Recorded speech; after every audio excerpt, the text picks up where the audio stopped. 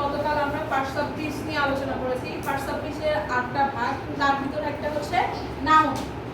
Noun হলো এমন একটা শব্দ যা দ্বারা ব্যক্তি, বস্তু আর তার ভাব ধারণার হচ্ছে নাম বোঝায়। না ব্যক্তির যেরকম আমরা যদি বলি ব্যক্তির ক্ষেত্রে যে নাম বোঝায় সেগুলো হলো রহিম, টিচার, বয়। তারপরে স্থান যদি বলি ঢাকা, স্কুল, মার্কেট। এবং বস্তু যদি বলি বুক, চেয়ার, ফোন। ভাব ধারণা যদি দেখি তাহলে হচ্ছে লাভ, অনেস্টি, ফ্রিডম। নাউনের আবার ভাগ আছে। নাউনের হচ্ছে 5 প্রকার, যেরকম proper noun, common noun, collective noun, material noun, abstract noun.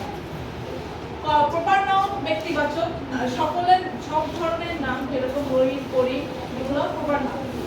আর কমন নাউন বলতে যে শব্দ দ্বারা একটা কোনো মানে যে কোনো ব্যক্তি বা বস্তুর একটা নির্দিষ্ট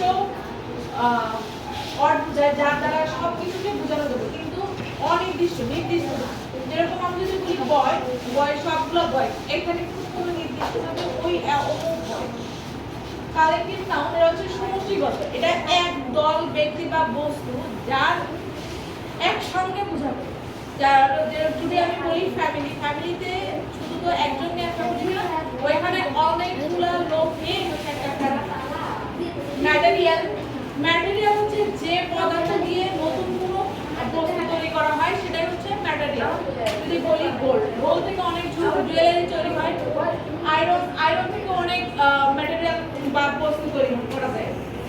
অ্যাবস্ট্রাক্ট নাউন, যেটা হচ্ছে দেখা যায় না কিন্তু অনুভব করা যায়, সেটাই হলো অ্যাবস্ট্রাক্ট নাউন। যেরকম লাভ, অনেস্ট, এগুলো হচ্ছে অ্যাবস্ট্রাক্ট নাউন।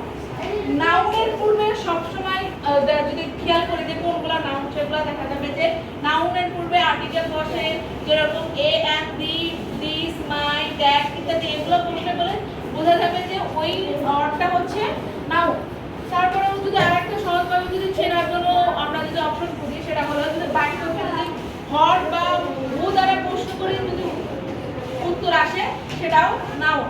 আর আরেকটা জিনিস হচ্ছে নাউন প্রিফিক্স ফর্ম আছে, যেগুলো অনেক ক্ষেত্রে দেখা যায় যে এগুলো যেরকম ইনফরমেশন, লাস্টে টি আইএনজি আছে, ইনফরমেশন, ডকুমেন্ট, এখানে হচ্ছে ডকুমেন্টারি, তারপরে হচ্ছে গভর্নমেন্ট। এইগুলোর ক্ষেত্রে যদি আমি খেয়াল করি, এগুলা বেশিরভাগই নাউন নির্দেশ করে। তো